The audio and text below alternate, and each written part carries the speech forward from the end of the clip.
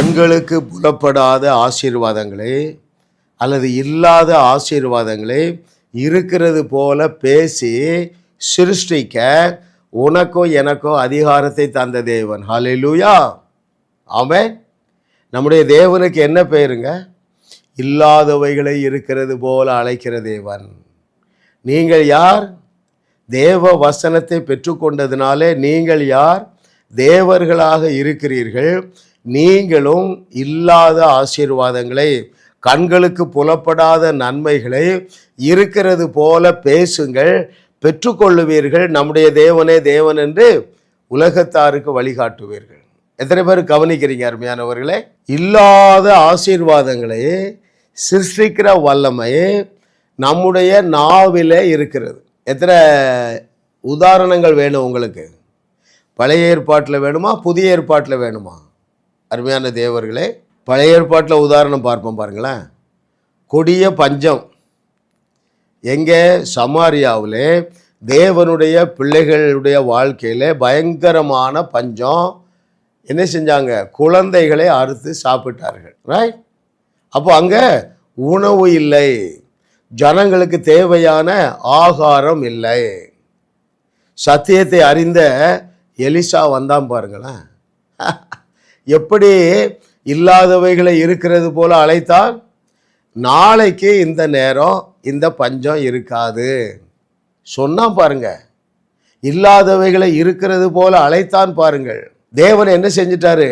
சத்தியத்தை அறிந்து எலிசா விசுவாசத்தோடு பேசுறதுனால 24 மணி நேரங்களிலே அந்த பஞ்சத்தை தீர்த்து வைத்த தேவன். இல்லாத ஆசீர்வாதங்களை உங்கள் குடும்பத்துக்காக நீ பேசு, உன்னுடைய பிள்ளைக்காக நீ பேசு. ஏன்?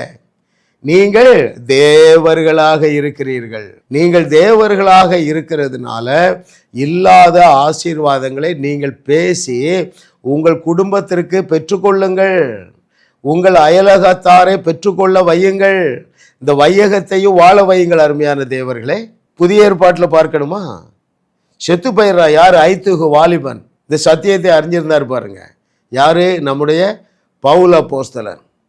ஐத்தியுகு மேலே 3 நேரம் போய் படுத்து எழும்புறான், மிட் நைட்டு. சரிங்களா? உயிர் வரல. ஆனால் அவன் சொல்லுகிறான், இவனுக்குள்ளே ஜீவன் இருக்கிறது, இந்த வாலிபனாகிய ஐத்தியுக்கு உள்ளே ஜீவன் இருக்கிறது என்று சொல்லி திரும்பவும் 2வது மாடியில் போய் பிரசங்கம் பண்ணி ரொம்ப நேரம் பிரசங்கம் பண்ணிட்டு போகிறான். அந்த பாடி அங்கே தான் இருக்குது. ஆனால் அவன் இல்லாதவைகளை இருக்கிறது போல அழைத்து சொன்னதுனால அந்த ஊரை விட்டு வெளியே போன உடனே ஐத்திகு உயிர் பெற்றார். அருமையானவர்களே, அப்போஸ்தலர் நடபடிகளில் தேடி வாசிங்க. ரைட்? நீங்கள் அந்த அப்போஸ்தலனாகிய பவுலை போல அற்புதம் செய்வீங்களா, இல்லை இயேசுவை போல அற்புதம் செய்வீங்களா? இயேசுவிட்ட கேட்போமா? நீங்கள் நான் செய்ததையே செய்வீர்கள், இதைவிட பெரிய கிரியைகளையும் செய்வீர்கள். அதாவது இதைவிட பெரிய அளவில் இல்லாத ஆசீர்வாதங்களை இழுத்து கொண்டு வருகிற வல்லமையை உங்கள் நாவிலே வைத்திருக்கிறேன் என்று சொல்லுகிறார். மார்க்கு 11:23. இயேசு கிறிஸ்து என்ன செஞ்சார்? இல்லாத திராட்சை ரசத்தை இருக்கிறது போல பேசினார். வந்துவிட்டது.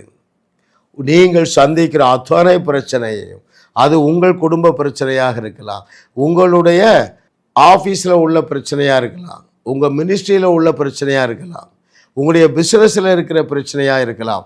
இல்லாத செழிப்பை, இல்லாத விடுதலையை நீங்கள் இருக்கிறது போல பேசுங்கள், அப்பொழுது நீங்கள் பெற்றுக்கொள்ளுவீர்கள் என்று கர்த்தர் சொல்லுகிறார்.